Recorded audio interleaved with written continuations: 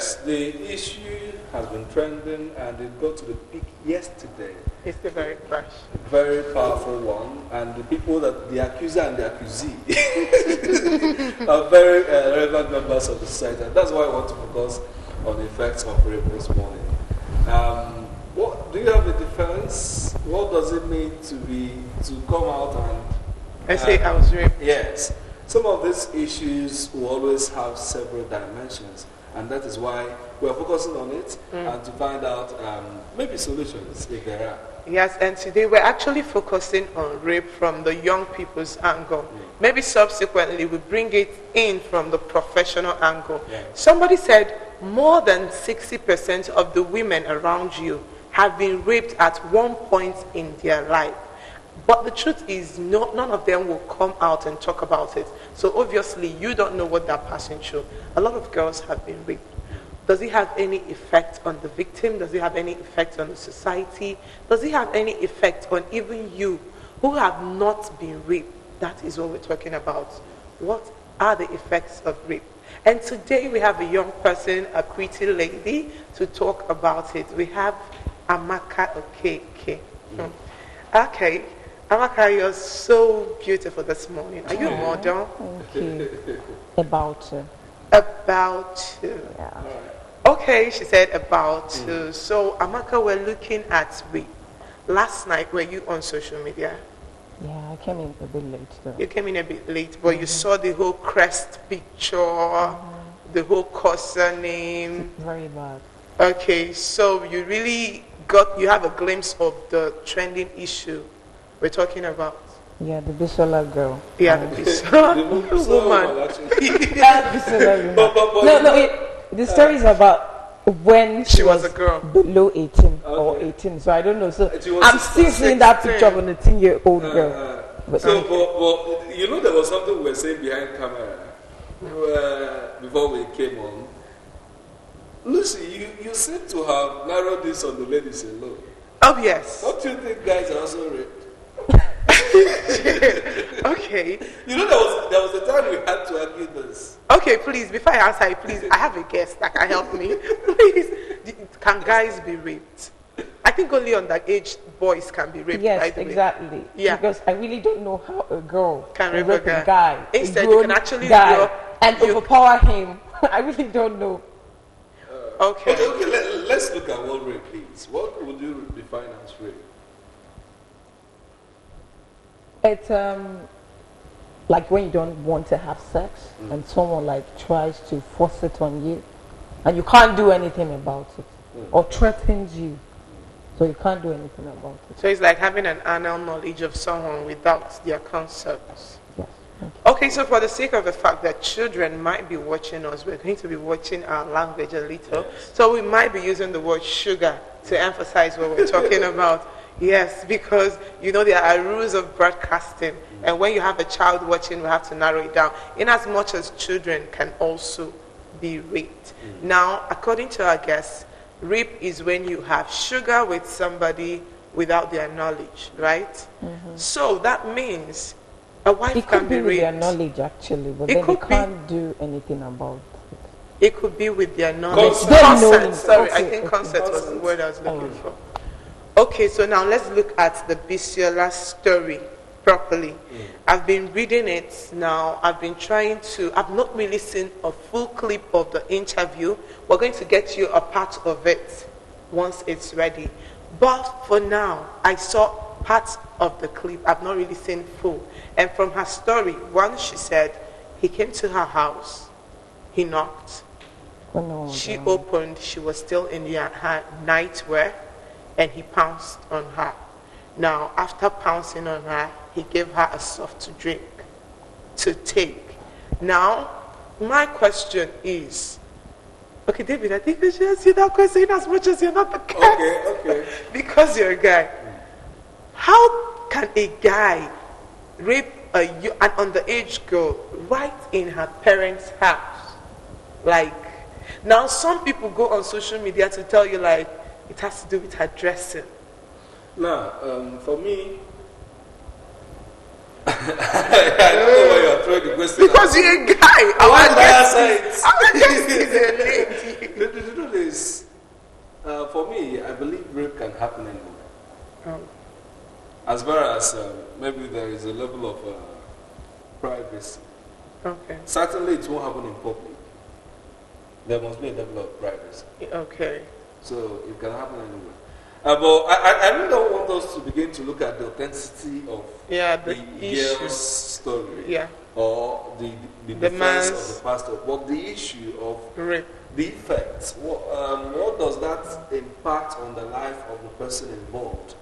You know, most times, let me bring the question to you. Most times, guys say, but you didn't say no. Oh my God. Yeah. Huh? You didn't say no. What would a guy see? Let me now bring that question. Yeah, some guys say, I'm sorry to say this, some guys say there are some no that sounds like a yes. You've heard that. As a lady, you must have heard that. Like, for instance, I think one of the reasons why some people had issue with that Kiss Daniel song, Yeba, was because in the song, the lady kept saying, "Oga no now, Oga no now," and people were like, that's a no that sounds like a yes. You get, David? Yeah. So that, I think you should really answer that. When a lady says no, how is she supposed to say no? Is there a no that sounds like a yes? About that Kiss Daniel's video, that one was apparently a yes. But then as a lady, she was just doing no. Oh my God. Chest and all that. But then this girl's case, I think she was struggling. If you don't want it, you don't want it. You have to struggle, fight. Okay. Try everything you can not to do that. Not to allow the guy to do that. So when you put up a fight, like really good fight, that means it's real. that's a no for me.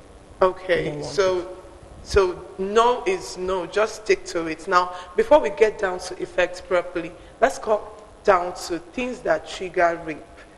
All over social media, a lot of people have been talking about how there are a lot of things, actions that trigger rape you get. Now, when we come back, because we're going to take a short break to watch that video, when we come back, I want us to look at some of the things that we feel if these things are controlled, maybe the rate of rape in the society can be controlled.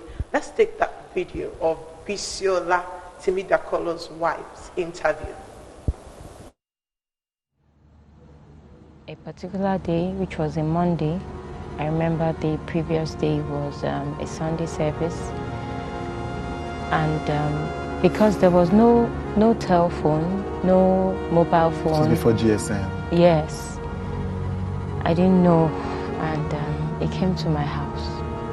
Meanwhile, my house then was the gates opened. The living room is where you just knock the door and someone will come downstairs and open the door. And this time my mom had traveled with my younger sister. It was just myself and one of my elder sisters that was at home, and my house, like a duplex, was a duplex so big that if you're in a room upstairs down, you won't know what's going on downstairs, things like that. So I came down normally the way I come down, it was like 6:30 to 7. It was pretty early. Right. I was still in my nightwear. I was wearing a gown, my nightwear, and I heard the knock. Who is that? Pastor Biodo. I was first of all like, I couldn't say anything, like, what's this time? But immediately I just opened the door. It just pushed me. He didn't say anything. He didn't utter any word. He just pushed me to one of the chairs in my living room, and I saw him like he was removing his belt. So I was like, what? He just said, keep quiet, do what I want you to do, and you'll be fine. So at this point, really, a whole lot was just going on in my head, because it was more like someone that had put up here that I felt was really, really concerned about me. I had already felt him in the place of like a father that could speak to me, guide me. He was there about to do something I did not believe. And then when I was just about to react, he just covered my mouth. And when he covered my mouth, I was just like, Busola, listen to me and you'll be fine. Just do what I want you to do. I didn't struggle. I just left him. And he brought out his pennies, and I was wearing a nightgown. I was wearing pants, pulled down my pants, and that was how he found difficulty to enter, but he just kept, I was like grunting. Okay, so after that video, the pastor did come out to deny the allegation. He said, even as an unbeliever, I have never raped anybody. But that's a fight for the courts. We are not actually talking about the Bisola issue. It's just a reference case that actually necessitated this topic. What we're talking about is rape generally. A lot of people out there have been raped. A lot of people are still being raped. A lot of people will still be raped. Will still be raped if this issue is not treated. So now let's talk about some of the actions, or should I say some of the factors that trigger rape. Now, a lot of people keep saying, all right, so back to our guest, Amaka. A lot of people keep saying there are some factors. You see some people will be like, what were you wearing? Now let's talk about indecent dressing, especially ladies, as regards to rape. Can indecent dressing ever be like, can it ever be used as an excuse by the rapist? Because all over social media last night, a lot of guys kept saying, all these ladies dressing anyhow, you're the next Bisola. I don't like that comment. But I think indecent dressing is also an issue to look at. What do you think? Yeah, it's an issue, a little bit. A little bit. A little bit, but not, I don't know how... Why is it a little bit? Okay, not every guy would see a lady that's not fully dressed, a lady that's, looking... So the problem is not actually with the lady. If that's the case, if that is the case, then you're going to see a situation where every lady on the street will be raped. Because if you can't control your urges, you don't throw it on indecent dressing. Yeah, that's what I was going to say now. Okay. No, go on. But there are guys, there are people that, they get aroused easily. I'm not justifying it. Yes. It's not good. It's really bad. So I just think ladies should, Dress properly. dress properly, at least to be safe. I mean, there are crazy people out there. To be safe on your own, dress properly. Like, even not at home, though. Not at home. Yeah, okay, Bisola was actually at home, but like I said, we're not talking about Bisola here. We're talking about rape generally. What do you wear as a lady? Now, rape has no excuse. It doesn't have any excuse. But then indecent dressing is one factor most guys seem to point at. Every day, guys are attacking the ladies because of dressing. So what is proper? Which kind of dressing for a lady is proper? I mean, we all know what's indecent, right? A lot of people don't. Like they say, dress the way you want to be what addressed. does indecent mean to you? The truth is, like you said, what is indecent for someone might not be indecent for the other person. If not, you'll be having indecent dressing, or what we call indecent. I don't know if you're getting me. There are people who will tell you, this is how I feel to dress. To her or to him that dress that way, it is not indecent. So what does it mean to you? What do you feel if you see a lady dressing or on, you know that this lady is indecent? Okay, let's start with shorts. No, I don't see a girl wearing shorts out. Like, That's decent. Yes, it's not decent. I mean, you can wear it at home, feel relaxed at home, but going out with it Dress. everywhere here is all showing. Yeah. So a crazy guy who is sexually active would see that and want to get in your pants. Okay, so now let's get down to the proper topic, the effect. What effect does rape have on the victim? A lady who has been raped, what effect does it have on the victim? Rape is it's an emotional something. Like according to Bisola, she looked up to this guy like a father, A right? mentor. A mentor, someone you look up to, someone you want to learn things from. But then this happened. I don't know if it happened really, but then let's just say It happened. it happened. It will make her not trust men, guys generally. I don't even know how it happened for her and She got the married. hobby. That's if it happened actually. So it will make them like, even when true love comes to them, they won't know it. They'll just be like, okay, this one wants to get into my pants, and they won't be safe. They won't feel safe. They'll always be afraid, like even to speak up, talk about things. They'll be reserved. Okay, so that's like the psychological effect of rape. Let me reverse the question this way. Is there any effect it will have on the person that committed it? The Do you think- rapist. Yes, the rapist. I don't think so. Okay, they might just continue doing it. It makes them feel good, right? Yes, they do it because people do things because it makes them feel good. Let me also ask you, do you think this being a rapist is psychological Yeah. disorder? I think so. Why do you think A person that is really good upstairs, that is sane, won't rape anybody. I think it's a crime and needs It's to a be crime punished. too. I don't know how people do that. so? Okay, how do we now get someone? Is there any way to get someone who has Have been been raped in this speak situation to actually come back? Especially someone Help. that has gone to the level of having psychological stress or trauma out of this. What are the solutions you think that will actually help that person regain his confidence or her confidence and whatsoever? I think it has to do with support.